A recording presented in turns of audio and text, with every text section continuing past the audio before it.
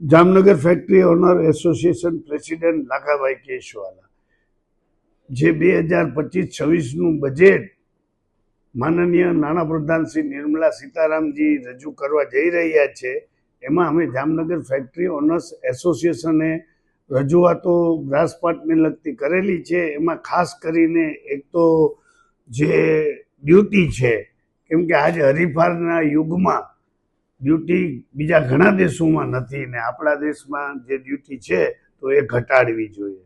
અને એ જ રીતે લગભગ છેલ્લા 6 વર્ષથી આ બજેટની અંદર ઇન્કમ ટેક્સના સ્લેબમાં કોઈ મોટો ફેરફાર નથી, કે જ્યારે આજે આટલો ફુગાવો અને મોંઘવારી વચ્ચે જે ઇન્કમ ટેક્સનો સ્લેબ છે બહુ જ ઓછો કહેવાય, એટલે એ વધારવો જોઈએ.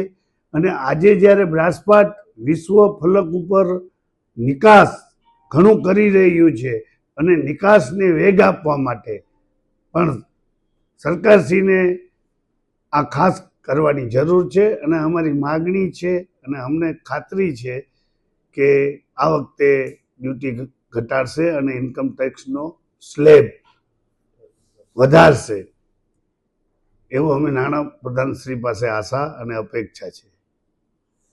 Jamnagar factory owners association vice president. હવે જે આપણા નાણામંત્રી નિર્મલા સીતારામન જે નવા વર્ષનું બજેટ 2025-26નું બજેટ રજૂ કરવા જઈ રહ્યા છે, એમાં અમારી થોડી લાગણી અને માંગણી છે. જે નિર્મલા સીતારામન બેન આવ્યા પછી એ લોકોએ જે પ્રાઇવેટ લિમિટેડ કંપનીઓ અને લિમિટેડ કંપનીઓ કે જે એમએસએમઈ સેક્ટરમાં કામ કરે છે એમને ઇન્કમટેક્સમાં રાહત આપેલી છે.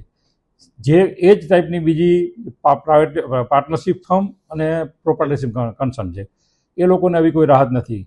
જે એક્ટિવિટી અને જે business private limited company MSME સેક્ટરમાં રજીસ્ટર થયેલી કરે છે, એ જ કામ આ બાકીની પાર્ટનરશિપ ફર્મ અને પ્રોપર્ટીશિપ કન્સર્ન કરે છે.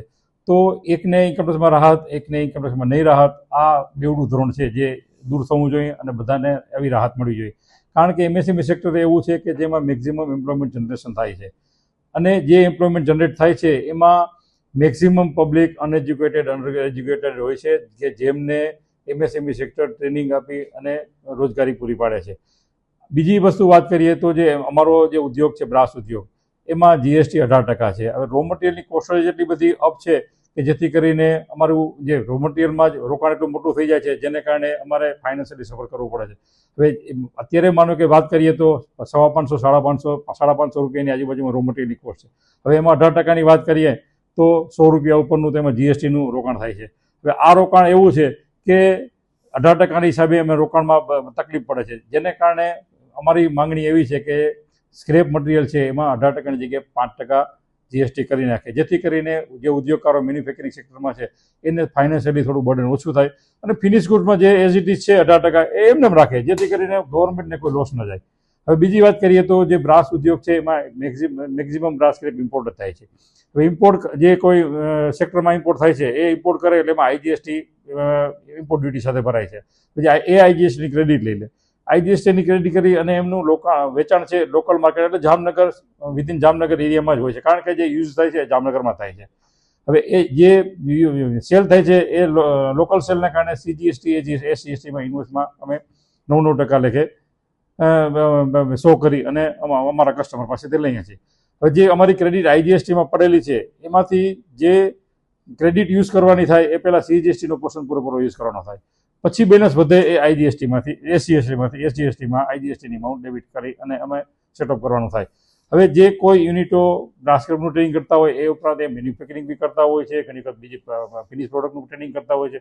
હવે જે ટ્રેડિંગ કરતા હોય એ લોકલ માર્કેટમાંથી મટીરિયલ લે, એટલે જામનગરમાંથી મટીરિયલ લઈ અને વિધિન ગુજરાત અથવા આઉટ ઓફ ગુજરાત સેલ કરે છે. હવે એ જે સેલ કરતા હોય એમાં ક્રેડિટ એસજીએસટીની 9%, સીજીએસટીની 9% એ લોકો ક્રેડિટ લે છે, અને જે સેલ થતું હોય એસજીએસટી સીજીએસટીમાં થતું હોય. હવે એમાં વસ્તુ એ થાય છે કે આ વસ્તુને કારણે અમારી પાસે એસજીએસટીની ક્રેડિટ પડી રહે છે અને સીજીએસટીમાં અમારે પેમેન્ટ ભરવાનું થાય છે, જે ખોટી વસ્તુ છે. કારણ કે અમારે તો 18% કે 9% કે 12% જે ગવર્મેન્ટે પોર્શન નક્કી કર્યો છે એ ભરવાનો થાય. હવે જે કંઈ ભાગ પાડેલા છે એસજીએસટી સ્ટેટ અને સેન્ટ્રલના ઇસ્યુને કારણે કરેલા છે, તો અમારે તો ટોટલ ટેક્સ છે એ ક્રેડિટ અને ડેબિટનો ઇસ્યુ થાય. હવે એ મેટરને કારણે અમે એસજીએસટી અમારી પાસે ક્રેડિટ વધતો જાય, સીજીએસટી ભરવાનો થાય. એક તો ફાઇનાન્શિયલી બર્ડનને કારણે ભેગું ન થતું હોય અને આ SGST પડ્યો હોય આવડી મોટી રકમ, જે મોટી રકમ દિવસે વધતી જાય છે, એ ખોટી વસ્તુ છે. જેને કારણે SGST અને CGST સરખી અમાઉન્ટમાં ક્રેડિટ અને ડેબિટ જે કાંઈ થતો, જે કોઈ યુનિટોને થતો હોય, જે અમારું ઇમ્પોર્ટ, જે માનો કે ઇમ્પોર્ટ IGST ક્રેડિટ છે, એમ બીજા કોઈ યુનિટ એવા હોય કે જેનું લોકલમાં પરચેઝ હોય SGST CGSTમાં અને સેલ્સ આઉટ ઓફ રેશન હોય, એને કારણે એને એ લોકોને ઉલટી પરિસ્થિતિ પણ થતી હોય. આ વસ્તુને કારણે બધાને બર્ડન વધારે આવે છે, એ ન થવું જોઈએ. એ ઉપરાંત જે અમારા પ્રેસિડેન્ટે વાત કરેલી ઇન્કમટેક્સ લેબની, એ પણ કોવિડને ઇસ્યુ પછી જે કાંઈ ઇન્ફ્લેશન વધ્યું છે, એ ઇન્ફ્લેશન પ્રમાણે ઇન્કમટેક્સમાં પણ રાહત મળવી જોઈએ, એ નથી મળી.